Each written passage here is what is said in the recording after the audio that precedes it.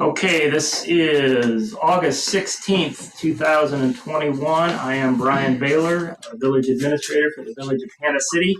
In the absence of Mayor Frixell and Committee Chairman McCoy, both absent from this meeting, I am going to facilitate in their absence. So, as far as the agenda goes, let's begin. Please stand. We'll do the Pledge of Allegiance and a moment of silence.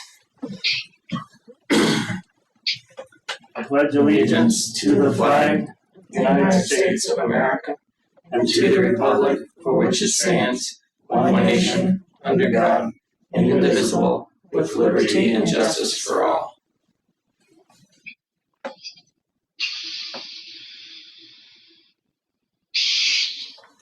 Okay. So even though it doesn't say it on the agenda, I am going to recognize our guest. We have Cody White with us today. Cody's sitting in the back, as you can tell.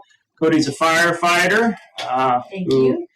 Yeah, took a moment off work to be with us today. Cody is one of the people who is, we've got two variances we're looking at tonight. Cody's got one of them.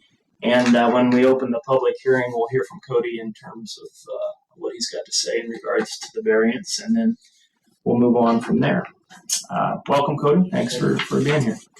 Okay, the first thing we've got to do is have a public hearing on the proposed variance for PIN number 1707100-017, commonly known as 10200 West Farmington Road, Hannah City, Illinois 61536. I will entertain a motion to open the public hearing. I so move. Second? I'll second. Okay, so we've got Dennis as the making the motion and Joe seconding, and we need to do roll call since we're got people online. Is that right, Bill? No. Have you got anybody online besides me? We do not. I don't count for that rule. Okay. I'm not an official. So all those in favor, thank you. All those in favor of the motion, please signify by saying aye. Aye. Any opposed? Okay, motion carried. So the public hearing is now open for that fence variance. Cody, tell us what you got going, what you're doing, and what you're asking. Well, Cody White moved here in 2018, just annexed into the city during COVID. But we got the pool going in through DNL, and we have that white fence goes around our house that once we found out we needed a 6-foot fence, we started to get worried because the current fence we have there, we fight it with the wind through the winters. So we spend a whole weekend in the spring resetting the posts so they're back straight and resetting them in concrete, and they're 3 foot deep, and I just don't know what the deal is, but we fought it since we've moved in, and we try to keep it looking nice and keep everything cleaned up and trimmed. And our big thing is we want to be able to mount it to the concrete, the fence, but we can't find a 6-foot fence that we could mount to the concrete. They all are supposed to be 3 feet into the ground through the frost line for this area. So the company we were having to do the fence, he recommended that we try to get a variance, try to get at least down to 5 foot, because he said he's able to find the PVC vinyl style fencing in a 5 foot with the space pickets correctly and everything else.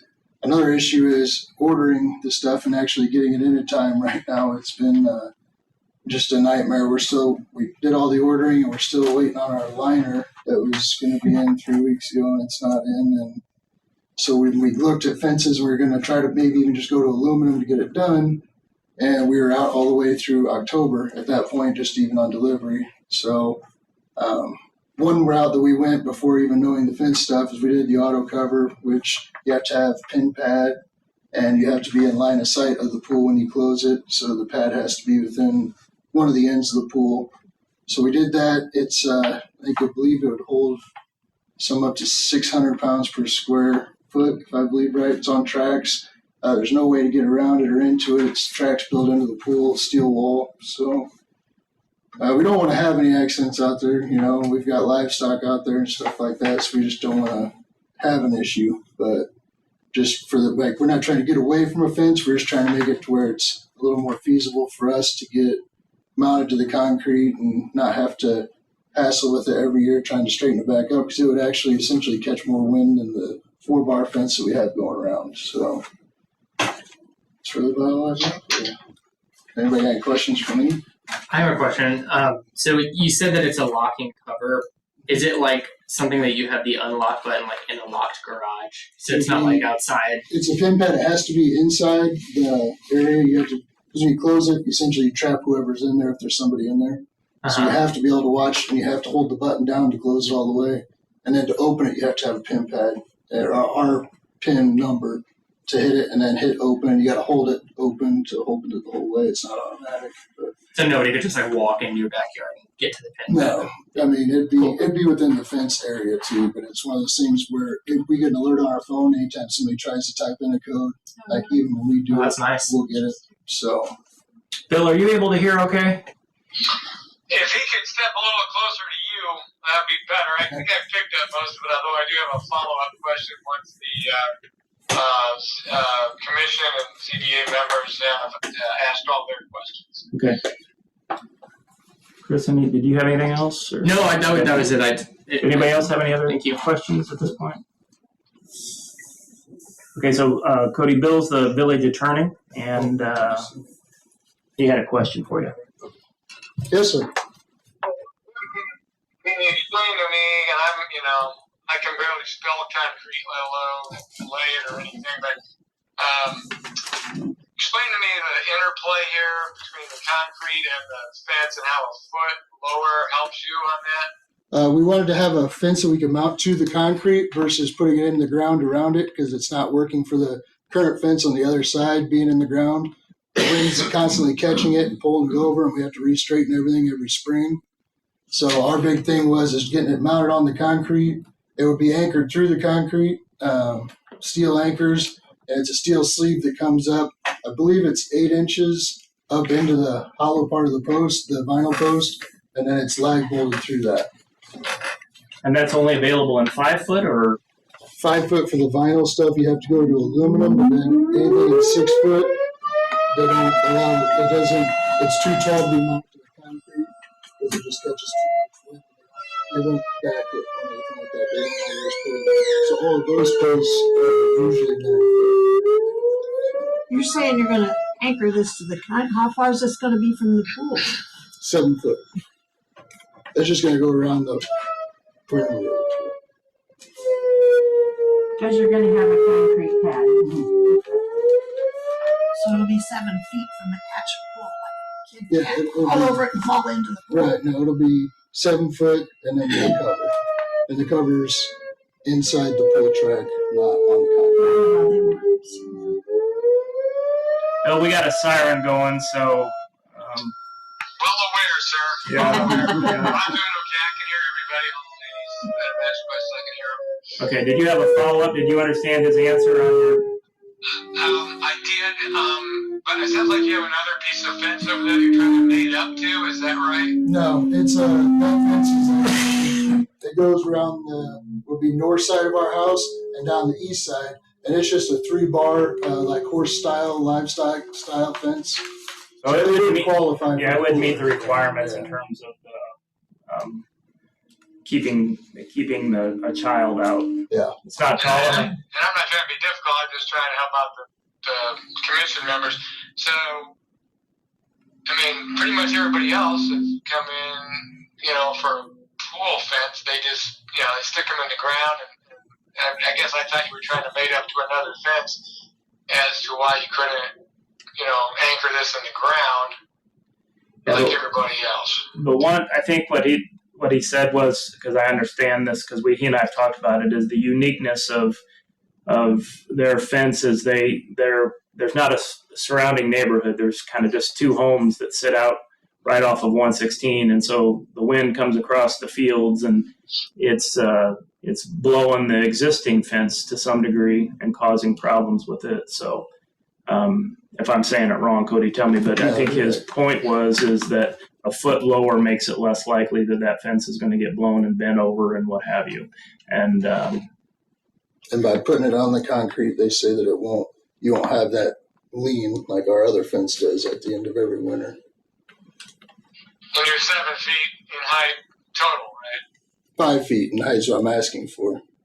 But if you put it on the concrete, how much higher would it be? That's how why I thick's the wasn't concrete? sure. It'll be 4 inches thick. Concrete will be. So it would be, with the concrete, it would be 5'4", Bill. Okay, I don't know why I heard 7 feet in there, but okay. 7 5 feet from forward, the side of the pool. Oh, the pool deck is 7 feet from the side of the pool. Okay, gotcha. That's all I had. Thank you. Yes, sir. Okay. Anybody else? All right. Well, since we don't have any other further discussion, I would entertain a motion to close the public hearing on this fence variance. Make the motion. So we got first a motion from Chris. Do we have a second? I'll close it. Okay, second from Nancy. All in favor signify by saying aye. All right. Any opposed, same sign. Motion carries. All right, our second variance comes from a house on North Runkle Street, pin number 16111152026, 314 North Runkle Street, last name of Judkins. This is looking for the standard variance for putting a fence in front of the front setback in front of the home, which we say is okay as long as it's 50% see-through. Does that make sense? So the way the requirements are written is you can have the fence in the front setback with a variance as long as the fence is 50% see-through. Is there a height expectation in that? Yeah, there is in the deck. We'll have to look at that in a second. But we're already in discussion, aren't we? Did we already vote? No, we haven't opened. Okay, We so need to, did we have a motion to open it? no. Forgive me, we got into discussion. Do I have a motion to open the, I'll make a motion to open. thank you, Nancy. Second? I'll second it. Thank you. Dennis, all in favor, signify by saying aye. Any opposed, same sign. All right, we are in the public hearing and now we can have discussion. So in your packet, there's a drawing, I think, that shows what they're looking for.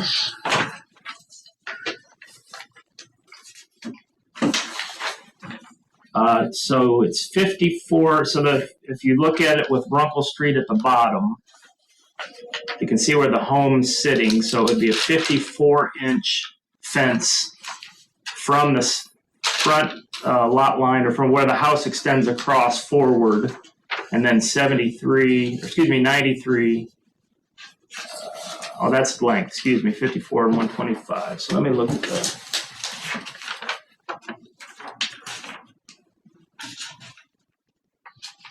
Four foot in front, 6 foot in back. Front is the open picket fence with at least 50% see-through, and the back is a 6 foot privacy fence. So if I understand correctly, from the front of the house forward, where you can see that 54 feet, and then the 125 across would be a 4 foot picket fence with the 50%, meeting the 50% see-through requirement. And then the 93 and the 125 in back is a privacy fence. That's a garage in the back. It is, I know it is. So the fence is coming up to the garage on both sides, but not going behind it? I guess that must be true. I'm sure he's showing that as a gate. Okay, you got a big garage, and it sits in front of that. Yeah. You don't have a picture of it here. Yeah, we talked about the fact that it needed to be within, he couldn't be within, I think the rules are 6 inches of the property line. He has to be within 6 inches, and he said that it will meet that requirement. So, Bill, have I explained everything correctly? I believe so, sir. Impressive.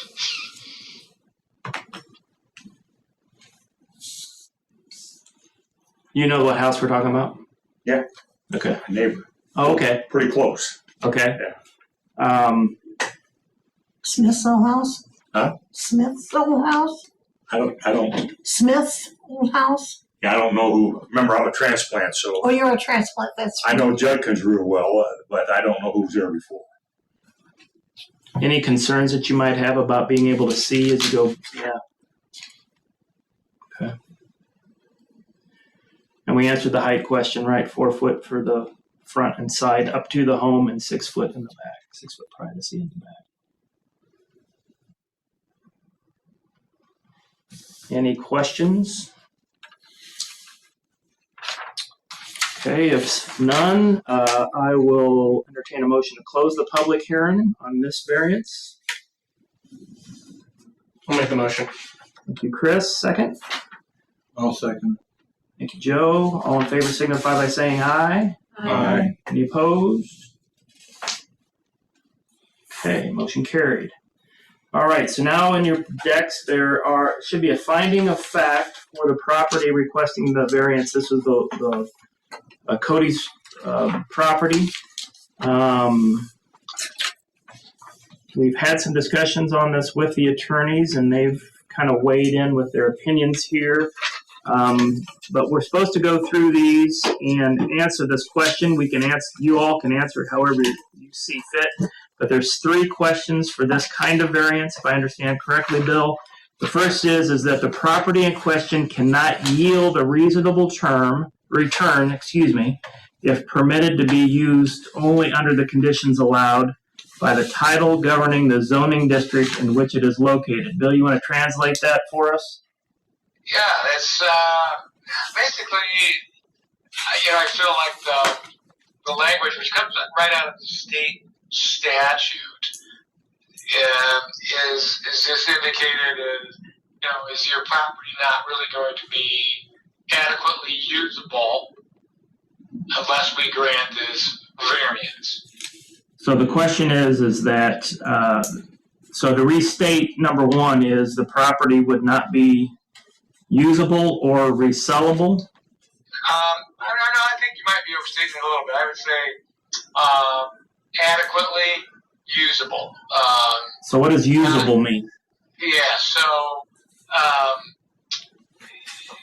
for instance, with let's take an easy one. So we have a garage variance, and we got a fairly narrow lot, and the thing needs a garage. Everybody thinks they have a garage in 2021, and so if he needs it in a little bit closer to the property line than allowed for a garage, if he can't get that, he can't have a garage. So I think that negatively impacts the reasonable use of the property in today's circumstances. And so you try to translate that over into the pool.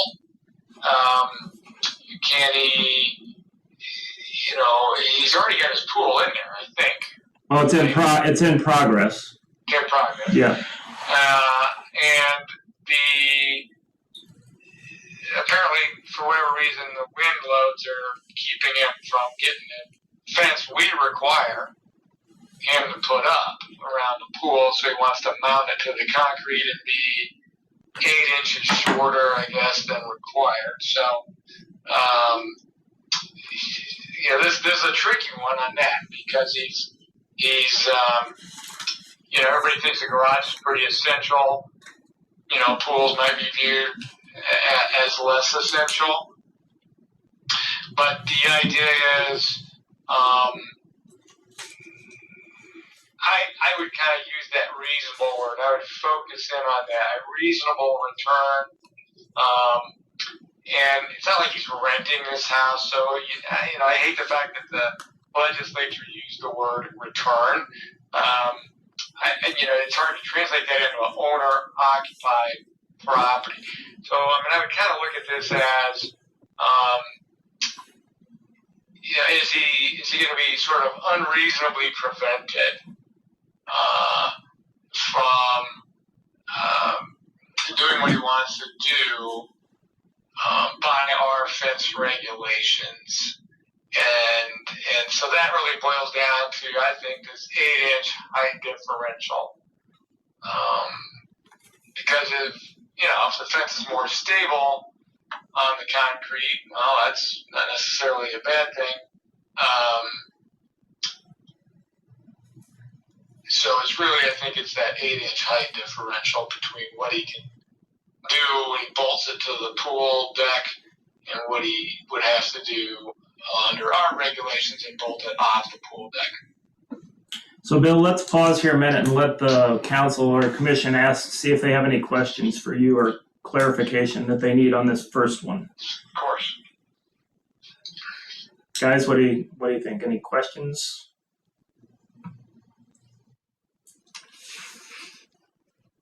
Mine's more of a comment. Is this the right time for that? or not? Sure, absolutely. Well, one thing I just thought of from something he mentioned, and from what Cody had mentioned, the issue they had that there's nothing to block the wind out there, and so they're always battling a fence being up, partial, down or not, and it just made me think.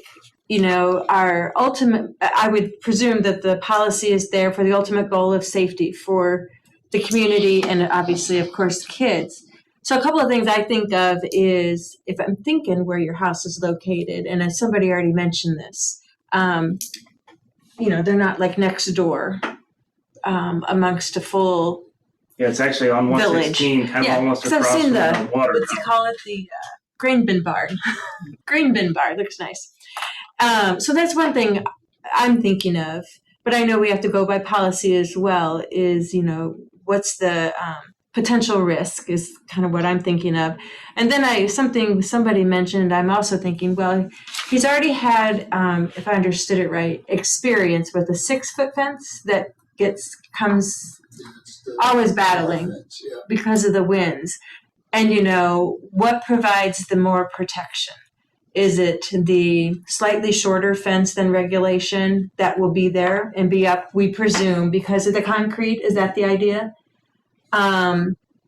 Or a fence that by the number meets the regulation, but whether it's, like this, Sure. that's what I was thinking through with. I'm just thinking the goal ultimately is the protection of neighbors and whoever else wanders out there. So that's all I was thinking through. So I think those are good comments. Anything to add to that, Bill, or anybody? I think she raises a very good point.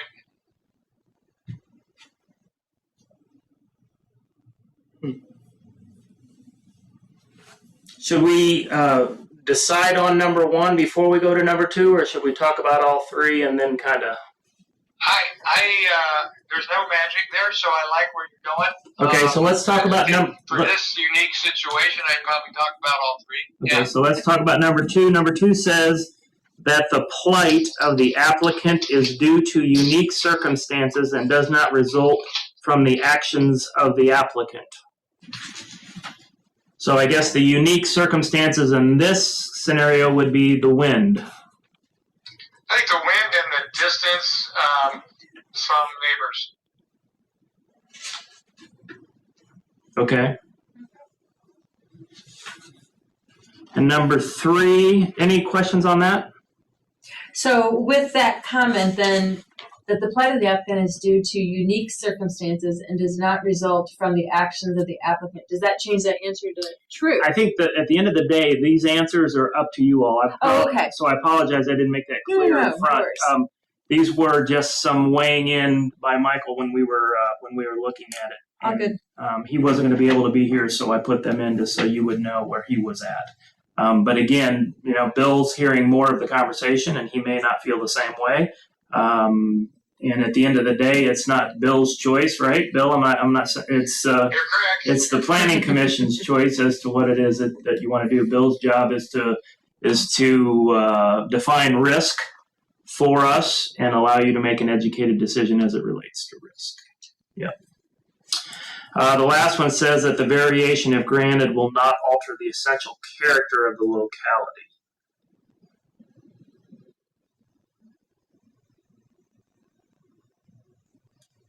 So does that mean the people around it, or does that mean the specific property? I think it's the surrounding area. Okay. That's what number 3 is concerned about. If we give a variance that kind of messes up the quiet residential neighborhood or something that a particular house, not necessarily this one, is located in, then that would be a situation where it would alter the essential character. So let me say it differently. If this was in a neighborhood and we granted it there, and then theoretically anybody in the neighborhood would be able to come and say, well, you did it for them, you should be able to do it for us. In this instance, since it's kind of out and on its own and has the wind issues and nobody around it, we might still get the question if somebody says, well, why did you grant it for property A, but you're not granting it for property B? Our answer would be, assuming we did grant the variance, the unique circumstances that were brought forth in this meeting. Is that fair? Am I saying that? I think that was, if I'm defending it, that's what I'm going to point out. I'm going to say, look at the distances from the neighboring properties.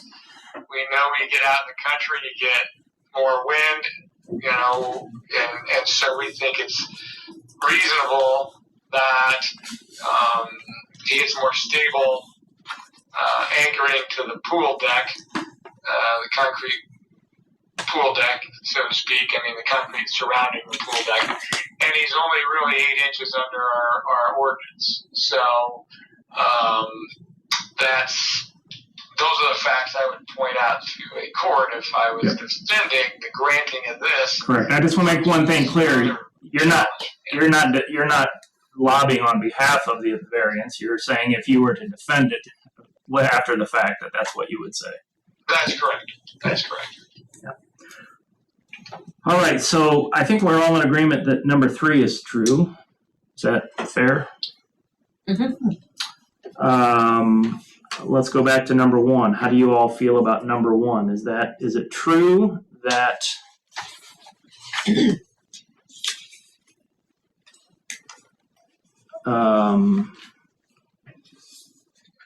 way to look at number 1, again, I'm not lobbying one way or another. I'm just talking about the positives and negatives, but another way to look at that one is if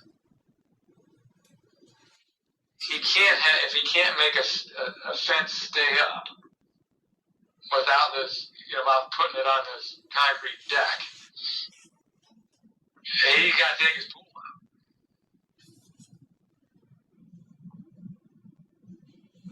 So that might impact his reasonable return. I understand? How are you guys feeling on number 1? Speak freely. We're all friends. We're all trying to do the right thing, follow the statute. Either you agree or you disagree. I know Cody's a big guy, but he's not going to hurt anybody. I think he made a reasonable request. I do too. I do. So therefore, I don't see a problem with it. So With it being 7 feet from the pool. So everybody would agree then that number 1 would also be true. And number 2 would be true. And number 3 would be true. And so therefore we would be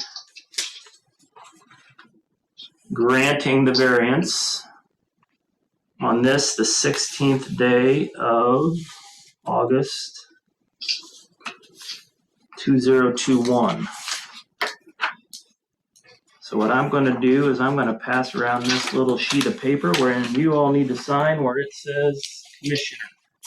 Can you take a vote on it too? Oh, I'm sorry. Thank you. Forgive me. I'm new at this. Normally I just sit and take notes. Or do all the prep work and follow-up work. So thank you, Bill. So let's make a motion on the findings of fact. I would entertain a motion on the findings of fact for the variance for Pen 1707100-017, commonly known as 10200 West Farmington Road, Hannah City, Illinois 61536. Do we have a motion? I'll make a motion. Dennis, thank you. Second. Joe, thank you for the second. All in favor signify by saying aye. Aye. Any opposed? Motion carried. Do we need to take an individual roll call? He said no since there was nobody on the Okay. line. We did not need to do it that way. Correct.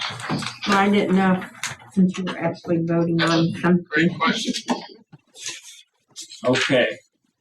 Now, if I just want to throw out answer later, I have more information for you later on other things. Okay. So Cody, congratulations. Your variance is going to be granted. I will actually have to fill out the paperwork in the next couple of days to get that to you. So I'll just make sure they get it ordered now that we know. Thank you, Cody. Yep, thank you for your time. I'm gonna go back, so. Take care. Uh-huh. Thank you. Okay, so our next is then finding a fact for property requesting fence variance pin 16111520026. This is the 314 North Central, Hannah City, Illinois 61536. If you look at the findings of fact, Bill, should I actually have a motion first, then do the findings of fact, and then vote? Or should we just do the findings of fact and then vote? Yeah, I think personally, if it helps you, you can vote on it without doing the findings of fact first. Okay. From a legal standpoint, so I think the way you've been doing it is exactly what I would do. Okay, so this is the plight of the owner is due to unique circumstances. I wouldn't say, my personal opinion here is it's not necessarily unique to this house, but the way our the way our fence requirements are written is that they actually say that a fence can be put in front of the house property line where the house extends with a variance as long as it's 50% see-through. So for the front, that's the only requirement. It must be 50% see. I don't have them right in front of me. There may be a height requirement. Bill, do you know? As far as I know, the height requirement in front yard is 4 feet. Okay. I can go grab a sheet of paper out of the file if you need me. And I think that's what this one was going to be. Correct. Did you say 4 in the 4 front and foot 6 in the back. picket fence? Getting that from Mike today, but and that is extremely standard in the industry for a yard. So I would think we all feel yes on that. Yeah. Okay. That the property cannot yield a reasonable return under the conditions allowed by the applicable regulations. Here, I guess the point is anybody else that's come and said that we have a fence that we're going to put in front of the house that's 4 feet and picketed, we've allowed it. So I guess they would be at a disadvantage, right? So yes? Yeah, I don't know. The neighbor right next to him had just put a pool in. Well, a above ground pool. In the back? In the back of their property. So maybe with the little boy this people have, they maybe want to put that fence through there. Well, he's just maybe 2 or 1 he'd walking good, but Yeah. so that may be what it is too. I don't know. Is this by the alley? By Hannah's Parlor? Am I on the wrong street here? Yeah, thinking? Runkle's over this way. Okay, so Runkle's right down here at Zane's. Yeah, I know where it's All right, so 1, 2, third house on the right. Is the pool house the 4th house? Yeah, the pool house, the 4th house. And the pool is an above ground pool. It has They just put it in, just not. They don't have a month fence, ago. right? But they do have the. Yeah, The above ground pool I has. think they do. Yeah, Yeah, it has the barrier. I know they do. It has the barrier above it that makes it 5 Yeah, feet. it was a professional deal. I mean, somebody put it in. Well, they actually started putting it in before they had the permit, so I had to stop them and then have them get the permit. So maybe I'm missing something, but this location that is asking for the approval, they do or don't have a pool? They do not. The Okay. people next to them have a pool. Just- Okay, so but it's on the people who have the pool to properly protect and meet. And they guidelines. have, what they've done is with an above ground pool, you don't necessarily have to have a fence, but if the pool height is not 6 foot, then they make these little Oh, really? metal gates or fencing that go around the top of the pool to take it to the height. Okay. And I believe that's what they've done. This fence would run right between the property lines, so that put that pool on the other side. So I think This Dennis's point is that might be part of their motivation for putting in the fence is some fence in their yard so that their kids could not get over to the pool. Because I was up to this point trying to figure out the front fence, if I'm understanding policy correctly, doesn't need a variance. It needs to be see-through, and it's not going to be see-through.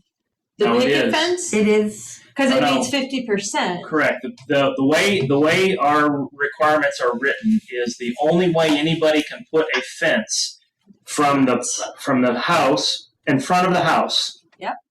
Is that it is a variance, and that variance Oh, okay, says so you it's do have to have variance. Okay, correct, that it's 4 feet and that it's gotcha. 50% see-through.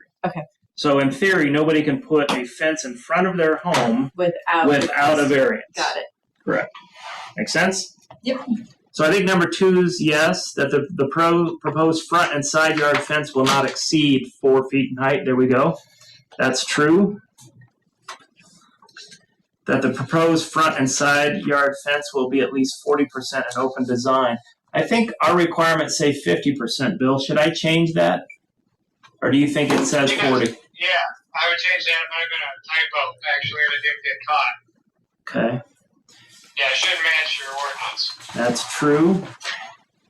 That the surrounding property owners and residents were afforded an opportunity to provide input and no input against the proposed and front side yard was provided. Yes, this was posted.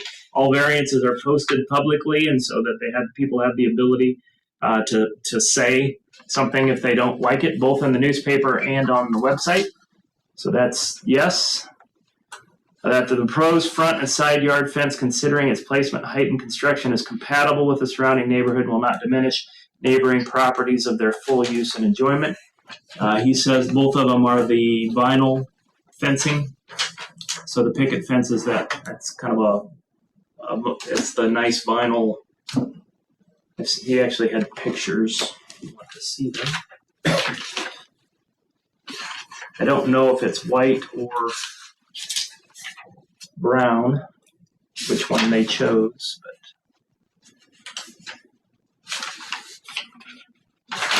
you can see that. I'll pass that around if you want to look at it. We got both the privacy fence and the picket fence. One of the picket fences is white and one of them is brown. I don't know if he chose the wood or the white, but he was given us examples of what it would look So like. it's far enough down that it's not going to disturb traffic pulling up. Oh yeah, but it would not even go to Okay. the sidewalk, I would think. There's a sidewalk in front of the home, right? Yeah. It's really nice.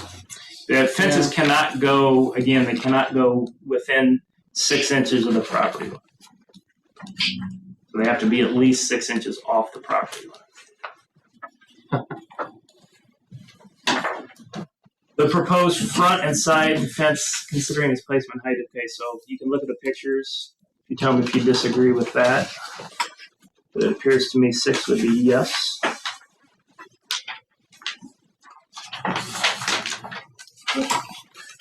And that the proposed front and side yard fence will not impair safety, welfare, light, or air, sustainably diminish or impair property values within the neighborhood, or impair natural drainage or create drainage problems. Don't believe that would be true. I'm saying yes to all these. I'm assuming if you guys disagree with me, somebody's either going to say something or throw something at me or So whatever. to point, I think that she just mentioned there's no driveways on either side of the home that people would come out, and because of the 4 foot, if I'm understanding, picket fence, not be able to see. You know. They're the only one that's got a driveway. Yeah. Okay. I think that's partially the reason why anything in front of the home has to have the see-through. Not partially so people, Yeah. especially if it's on a corner, that people can see turning, Sure. but that people can see somebody coming in and out. Yep. That's gonna have a driveway. But it looks to me there's 3 gates.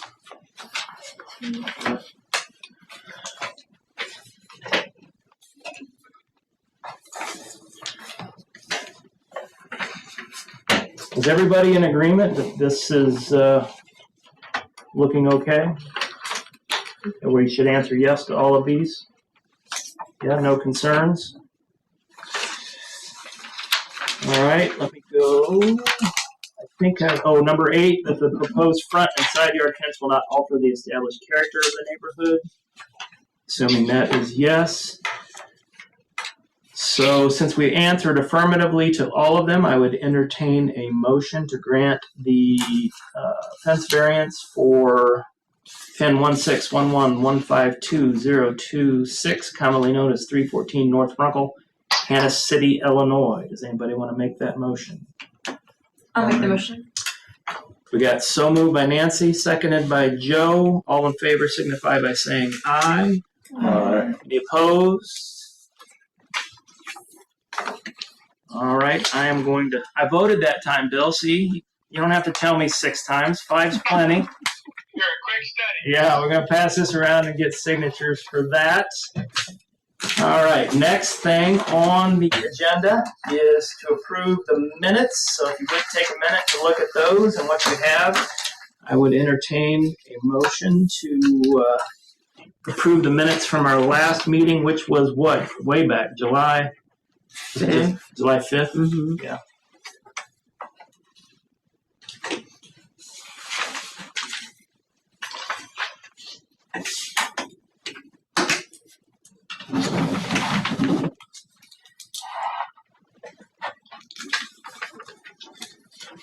I'll make a motion to accept them. Thank you. We have a second. I'll make the motion. Chris seconds. Thank you. All those in favor of approving the minutes from the July 5th Planning Commission and Zoning Board of Appeals meeting, please signify by saying aye. Aye. Any opposed? Motion carries. All right, last item. We got the W-9s. I'm going to skip. So I got W-9s from both Chris and Joe. So everybody's got your W-9s in, right? So this is the first meeting you will actually get paid for. Congratulations. She took attendance, so that will be happening. The other thing we have is because the rules that the state have allowed for COVID have expired, and Bill, you might have to help me explain this. Since those have expired, sorry, give me 1 second here.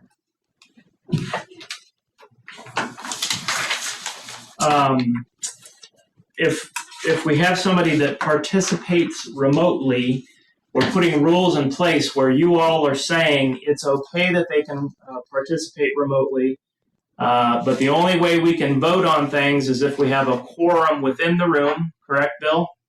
Correct.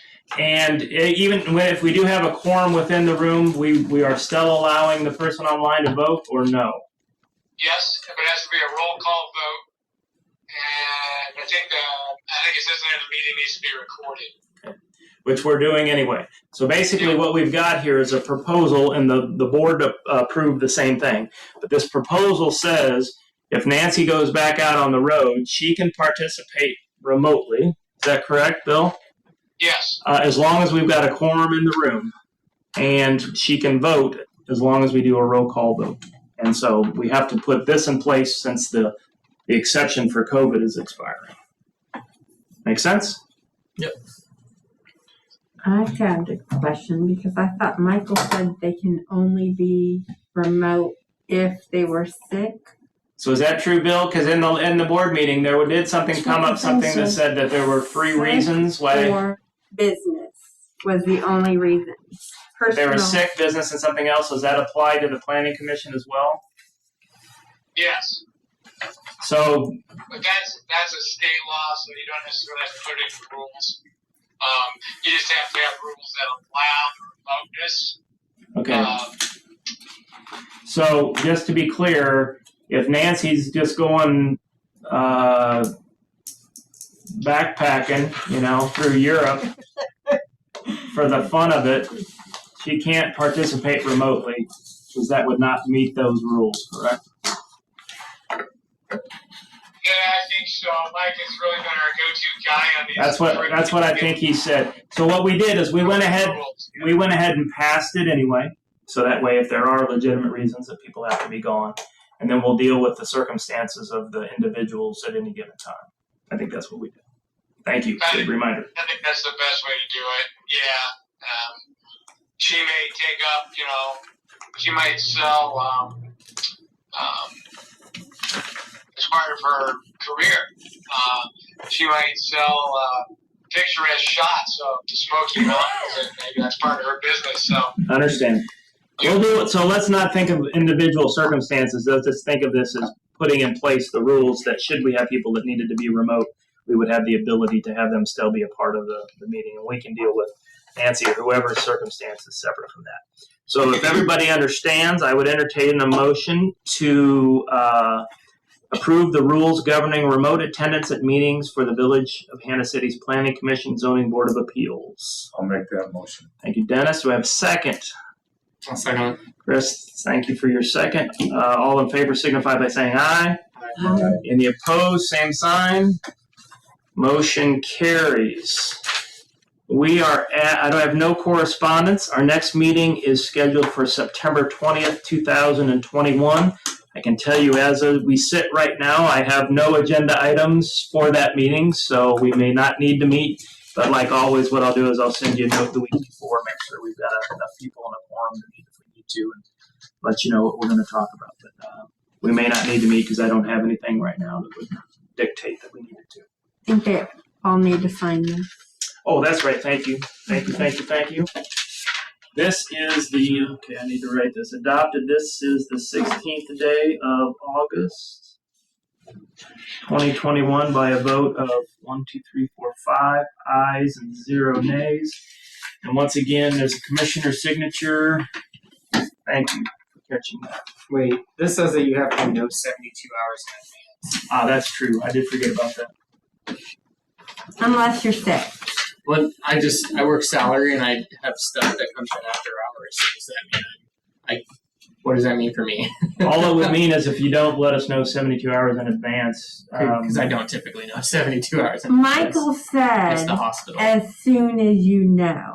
Oh, But he did, Charge like you if for the you're room. sick, Bill OSF. but They got the money, I know. if you know you're not going to be here because you're going wherever, that he said 72 hours. What I would do is if you ever As know, soon as you can.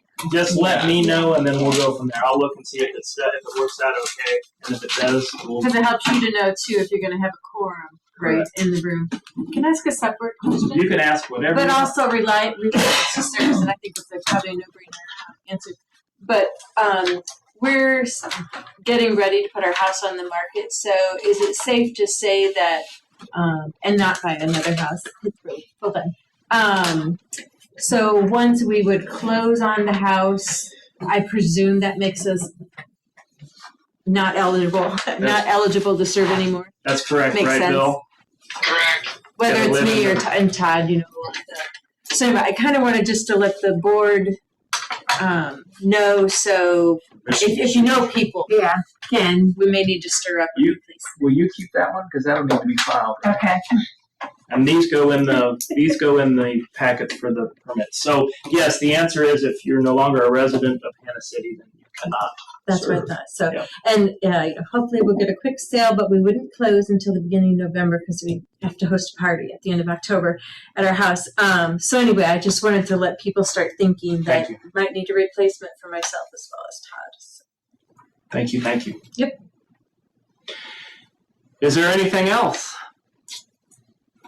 Thank you for bearing with the novice going through the process. good. We will adjourn. Bill, thank you for your time. Thank you. All right, guys. Take care, folks.